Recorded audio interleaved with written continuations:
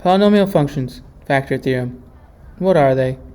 Polynomial functions are expressions that contain non-negative powers with varying degrees, coefficients, and constants. Why? Helps to forecast sale trends over a specific time frame. Interesting fact: zebras are part of the Equidae family, along with horses and donkeys. Now, let's talk about the factor theorem.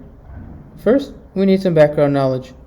Let's discuss the division algorithm for polynomials, which states if f of x and p of x are polynomials, and if p of x does not equal 0, then there exist unique polynomials q of x and r of x such that f of x is equal to p of x times q of x plus r of x, where either r of x is equal to 0 or the degree of r of x is less than of p of x, where f of x is a dividend, p of x is a divisor, q of x is a quotient, and r of x is the remainder.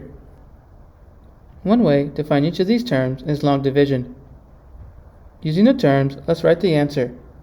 One way to write it is the dividend divided by the divisor is equal to the quotient plus the remainder divided by the divisor.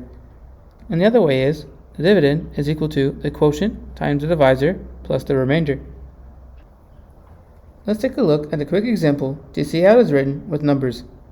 5 divided by 3 can be written as 5 over 3 is equal to 1 plus 2 over 3, or it can be written as 5 is equal to 1 times 3 plus 2. Now, let's look at the remainder and factor theorems. The remainder theorem states a polynomial f of x has divided by x minus c, then the remainder is f of c.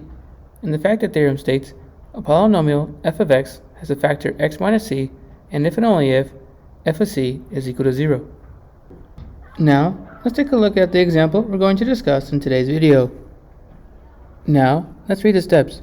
Step 1, find c. Step 2, substitute c in the function. Step 3, if the result is 0, then it is a factor. Now, let's read the question. Show that x minus 4 is a factor of f of x is equal to x cubed minus 4x squared minus 3x plus 12.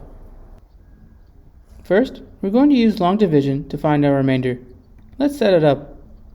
The first term in the dividend is x cubed, so we need to multiply by x squared to cancel out the x cubed in the next step. So let's multiply, and the result is x cubed minus 4x squared. Now, let's subtract what we have so far, and our result is 0x cubed plus 0x squared, or just 0. So let's bring down the next terms, negative 3x plus 12, since we don't have any terms to work with. Now, we need to write down negative 3 above the 12. So when we multiply negative 3 and x minus 4, the negative 3x cancels out. Let's multiply negative 3 and x minus 4, and the result is negative 3x plus 12. Now, let's subtract what we have so far, and our result is 0x plus 0, or just 0.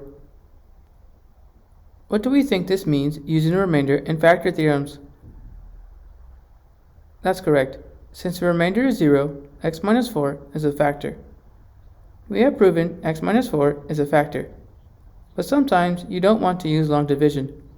So let's rewrite the function and find c. In this case, c is 4, because x minus 4 is in the form of x minus c.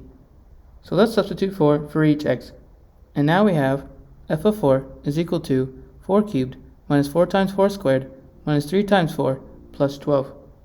Let's simplify what we have so far. So 4 cubed is 64, 4 squared is 16. And now let's multiply 4 and 16, which is 64. So now we have f of 4 is equal to 64 minus 64 minus 12 plus 12. And the result of that is 0. So f of 4 is equal to 0. So we have confirmed that x minus 4 is a factor without long division. Let's write it so it looks like the remainder and factor theorems. So we have f of 4 is equal to the quantity of x squared minus 3 times the quantity of x minus 4 plus 0. That is example 1. Now it is your turn.